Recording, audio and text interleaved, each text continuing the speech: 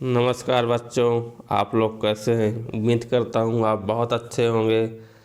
संस्कृत सागर की इस चैनल में आपका बहुत बहुत स्वागत करता हूँ। बच्चों, मुझे पता है आपका बोर्ड एग्ज़ाम बहुत नज़दीक आ गया है, तो मैं आपको आज हिंदी विषय में जो संस्कृत का पाठ्यक्रम है, अध्याय 1 से लेकर जितने भी अध्याय हैं, मैं उनको आज से आप लोगों को वीडियो अपलोड करूंगा और आप लोग ध्यान से पढ़िएगा और इसको ध्यान से देखिएगा।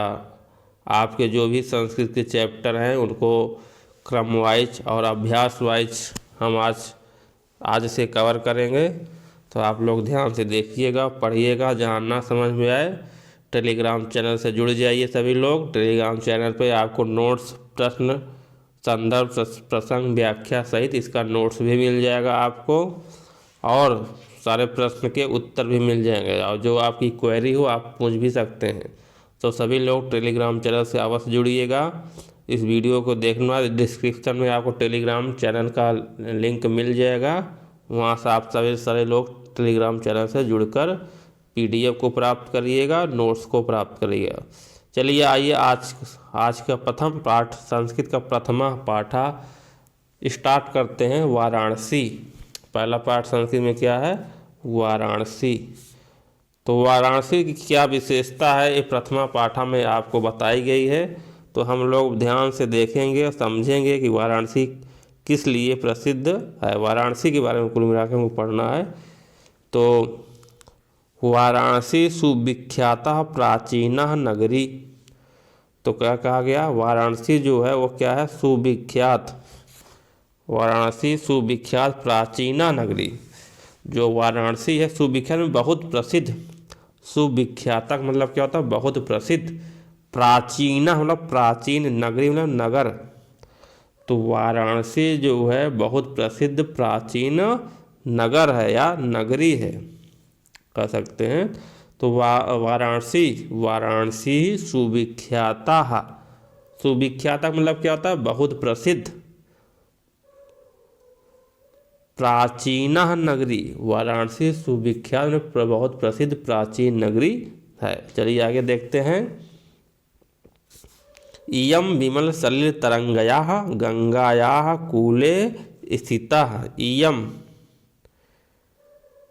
ये आप लाइन देख पा रहे होंगे, इसको पढ़िए आप लोग।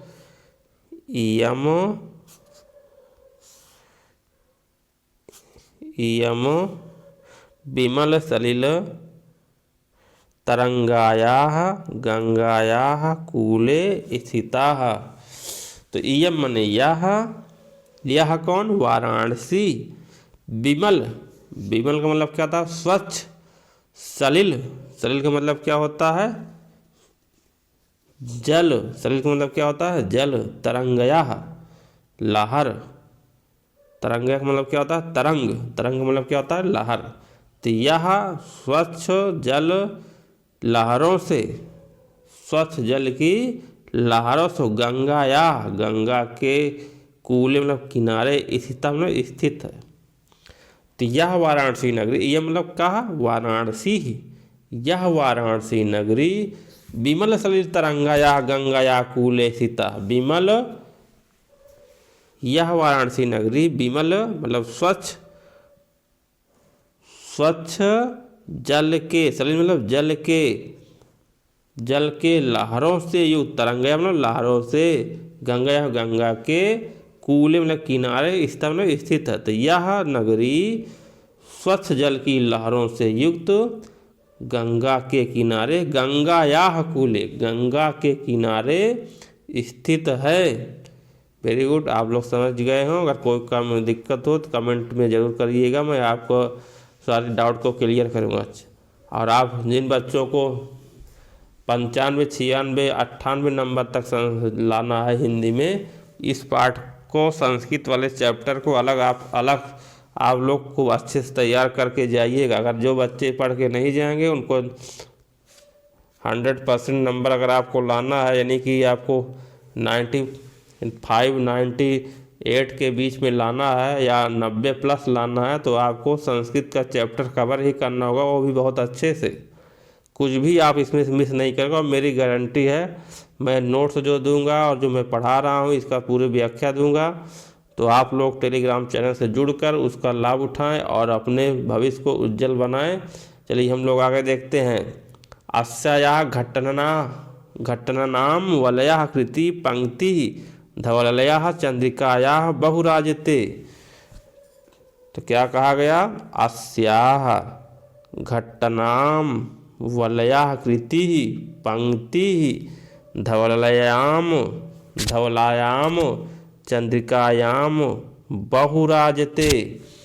अस्याः काः अस्याः अस्याः में इसके, घटना नाम माने घाटों के, घटना नाम क्या था? घाटों की, वलयाः कृति घुमाव, वलया मतलब घुमावदार, आकृति में आकृति आकार वाली।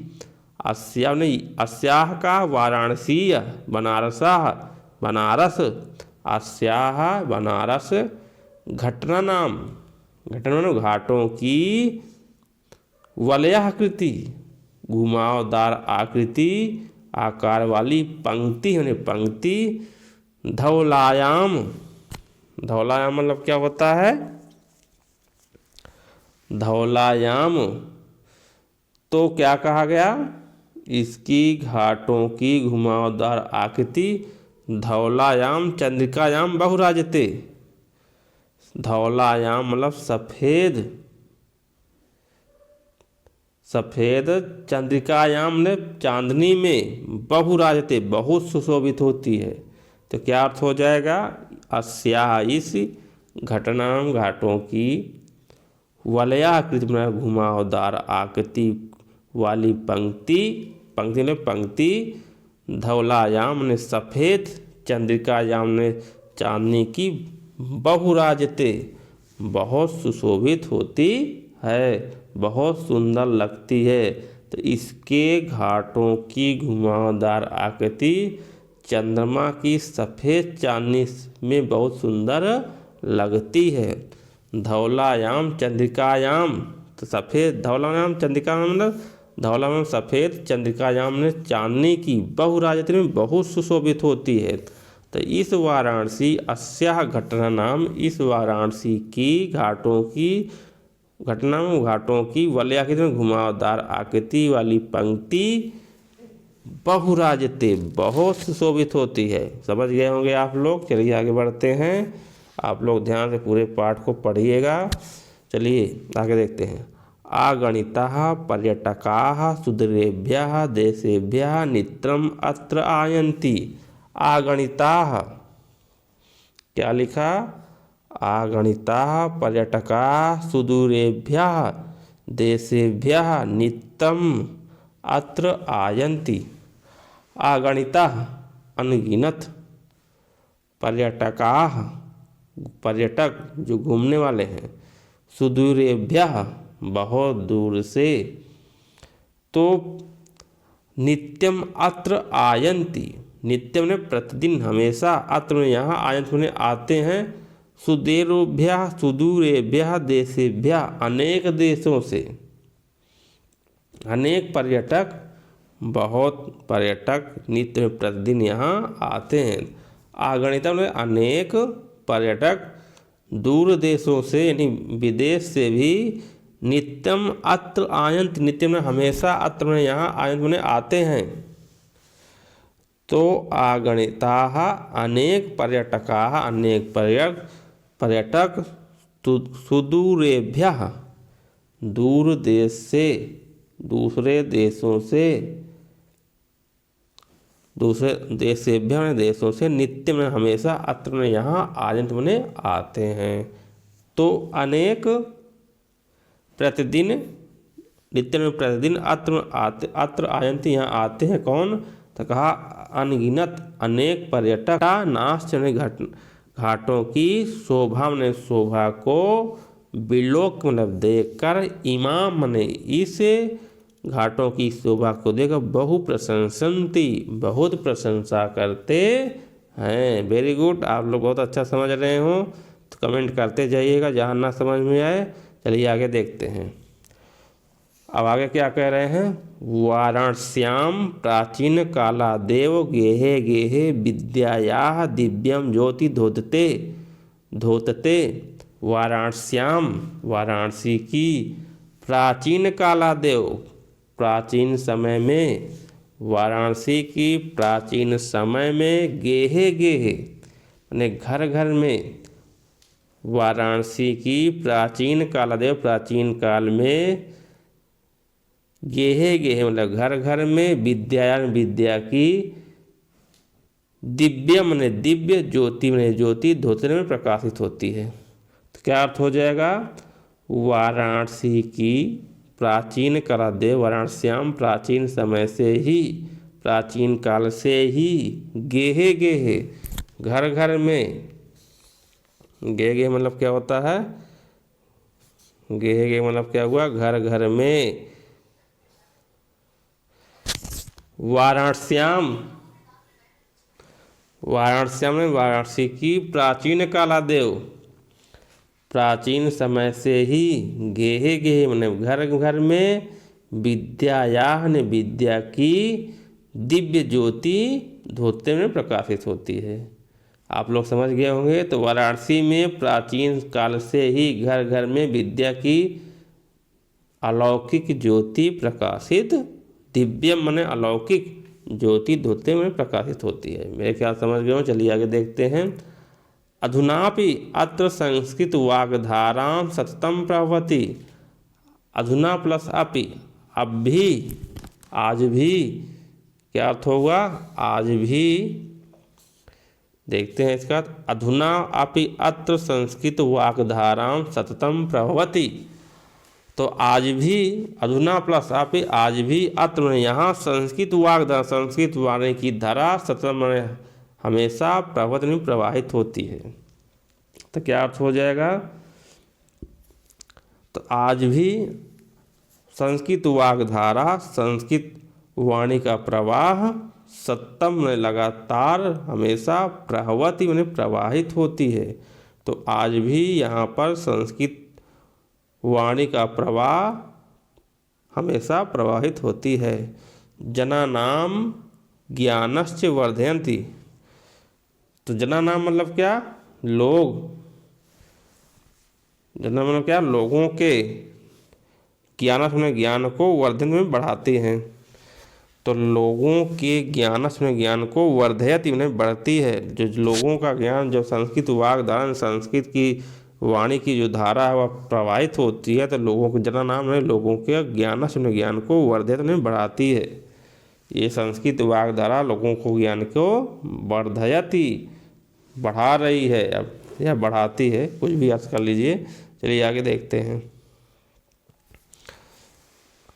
अत्र अनेके आचार्याः मूर्धन्याः विद्वांसाः वैदिक वाङ्मयस्य अध्ययने अध्यापने च इदानीं निरताः।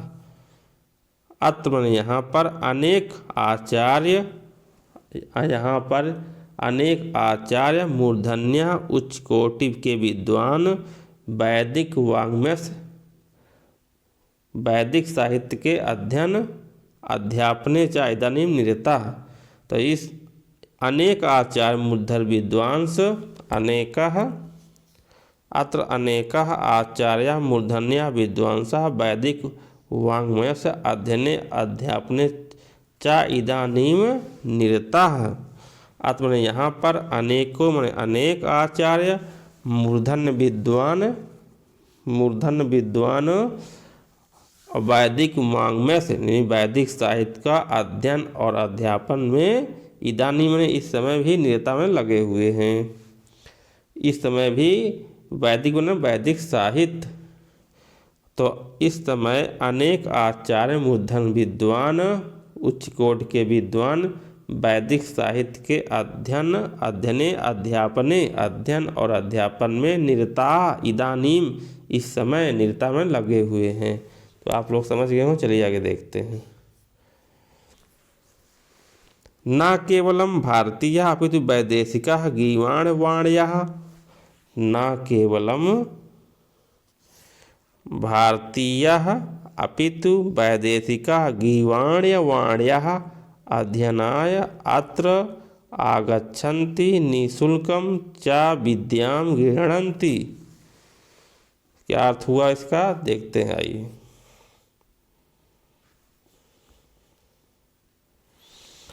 तो क्या कह रहा है, क्या कह रहे हैं इसमें, न केवल भारतीय ही अपितु वैदेशिका, न केवल भारतीय ही बल्कि वैदेशिक में विदेशी लोग, भारतीय ही नहीं अपितु विदेशी भी, अपितु वैदेशिका में विदेशी भी, गीवाण वाण्यः देववाणी, गीवाण वाला मतलब देववाणी, अध्ययनाय अध्ययन के लिए अत्र आगच्छन्ति यहाँ आते हैं। न केवल भारतीय ही नहीं अपितु विदेशी भी यहाँ देववाणी संस्कृत के अध्ययन के लिए अत्र आगच्छन्ति यहाँ आते हैं। बात समझ रहे हैं। अपितु वैदेशिका, न केवल भारतीय अपितु वैदेशिका, गीवाण वाण्यः अध्ययनाय अत्र आगच्छन्ति। वैदिक गीवाण मतलब क्या होता है, देववाणी, गीवाण वाण्यः देववाणी, अध्ययन के लिए, अत्र में यहाँ पर, आगच्छन्ति में आते हैं। वेरी गुड, आप समझ गए होंगे। तो गीवाण वाण्य मतलब क्या था, देववाणी। आप लोग याद रखिएगा, गीवाण वाण्य का मतलब क्या होता है, देववाणी। चलिए आगे देखते हैं। निःशुल्कम च विद्याम गृह्णन्ति, और वह निःशुल्क विद्या को ग्रहण करते हैं। निःशुल्कम यानी कि निःशुल्क विद्या को वह प्राप्त करते हैं, ग्रहण करते हैं। अत्र हिंदू विश्वविद्यालय, यहाँ पर हिंदू विश्वविद्यालय, संस्कृत विश्वविद्यालय, अत्र हिंदू विश्वविद्यालय, संस्कृत विश्वविद्यालय, काशी विद्यापीठम इत्येते त्रय विश्वविद्यालयाः सन्ति।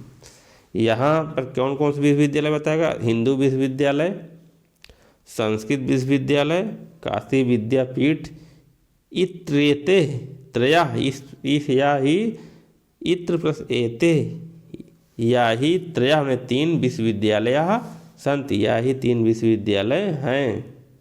ये 3 विश्वविद्यालय कौन कौन से, काशी विश्वविद्यालय, संस्कृत विश्वविद्यालय और काशी विद्यापीठ, ये 3 विश्वविद्यालय हैं। येषु नवीनाम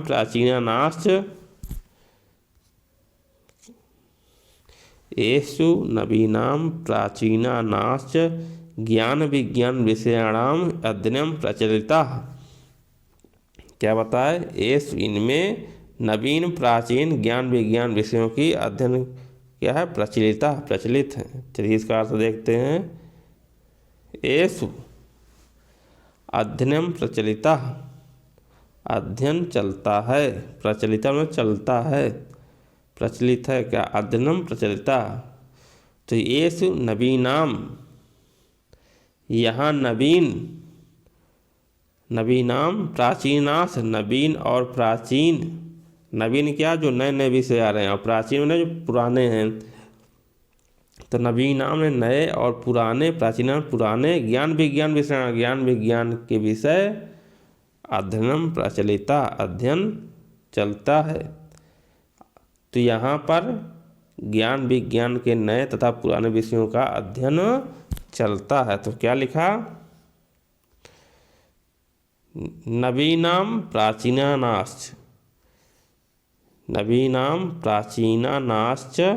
ज्ञान विज्ञान विषयाणाम अध्ययन प्रचलिता, ज्ञान विज्ञान के अध्ययन विषयों का अध्ययन प्रचलित है।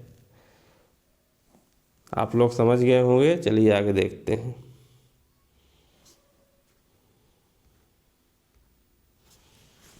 तो बच्चों आज के लिए इतना ही और इसका अगला नेक्स्ट वीडियो आपको मिल जाएगा पार्ट 1 पार्ट 2 में, और तीसरे पार्ट में आपको अभ्यास मिलेगा। तो आप लोग सभी लोग टेलीग्राम चैनल से जुड़ जाइए, इसका नोट्स प्राप्त कर लीजिए फटाफट, और कम से कम 96-97 नंबर तक हिंदी में ले आइए। तो साथ ही साथ चैनल को सब्सक्राइब कर लीजिए, लाइक कर दीजिए और शेयर कर दीजिए, और दोस्तों को अपने ग्रुप में इसको फैला दीजिए ताकि सबका कल्याण हो पाए। आपका बहुत बहुत धन्यवाद। नमस्कार।